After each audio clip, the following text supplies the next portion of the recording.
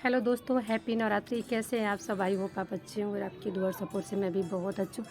तो दोस्तों, जैसे कि आप सभी को पता है, नवरात्रि का पहला दिन माता शैलपुत्री का होता है। तो उस दिन गाय के देसी घी का भोग लगाने से माता रानी प्रसन्न होती हैं। भोग लगाने के बाद आधा हिस्सा अपने घर में लोगों में प्रसाद के रूप में बांटे, आधा हिस्सा दान करने से माता रानी प्रसन्न होती है। माता शैलपुत्री का मंत्र है ओम देवी शैलपुत्री नमः। माता शैलपुत्री रानी का पूजा करने से स्वास्थ्य सही रहने का वरदान मिलता है। नवरात्रि का दूसरा दिन माँ ब्रह्मचारिणी का होता है। उस दिन भोग में मिश्री का भोग लगाना चाहिए। भोग लगा के आधा हिस्सा अपने परिवार में प्रसाद के रूप में बांटना चाहिए और आधे हिस्से को दान में देना चाहिए। उससे माता रानी प्रसन्न होती है। तब ब्रह्मचारिणी का मंत्र है ओम देवी ब्रह्मचारिणी नमः। ब्रह्मचारिणी जी का पूजा करने से ज्ञान की प्राप्ति होती है। नवरात्रि का तीसरा दिन माता चंद्रघंटा जी का होता है। उस दिन भोग में गाय के दूध का भोग लगता है। भोग लगाने के बाद आधा हिस्सा अपने परिवार में प्रसाद के रूप में बांटें और आधे हिस्से का दान करना चाहिए। उससे माता रानी प्रसन्न होती हैं। और माता चंद्रघंटा जी का मंत्र है ओम देवी चंद्रघंटाय नमः। माता चंद्रघंटा जी का पूजा करने से विशेष शक्ति की प्राप्ति होती है। नवरात्रि का चौथा दिन माता कुष्मांडा जी का होता है। उस दिन भोग में मालपुए का भोग लगता है। भोग लगाने के बाद आधे हिस्से को अपने परिवार में प्रसाद के रूप में बांटना चाहिए और आधे हिस्से को दान में देने से माता रानी प्रसन्न होती है। माता कुष्मांडा जी का मंत्र है ओम देवी कुष्मांडाय नमः।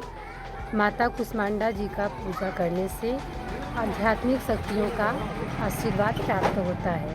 नवरात्रि का पांचवा दिन माता स्कंद माता का होता है। उस दिन केला का भोग लगाना चाहिए। भोग लगाने के बाद आधे हिस्से को घर परिवार में प्रसाद के रूप में बांटना चाहिए और आधे हिस्से को दान में देने से माता रानी प्रसन्न होती हैं। और माता स्कंद माता का मंत्र है ओम देवी स्कंद माताय नमः।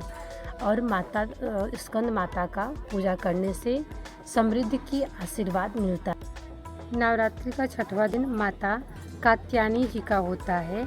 उस दिन शहद का भोग लगाना चाहिए।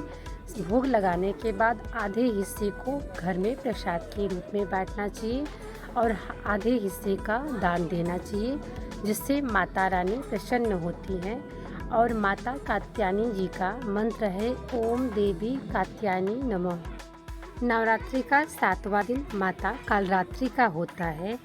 उस दिन गुड़ का भोग लगाना चाहिए। भोग लगाने के बाद आधे हिस्से को घर में प्रसाद के रूप में बांटना चाहिए और आधे हिस्से को दान में देने से माता रानी प्रसन्न होती हैं।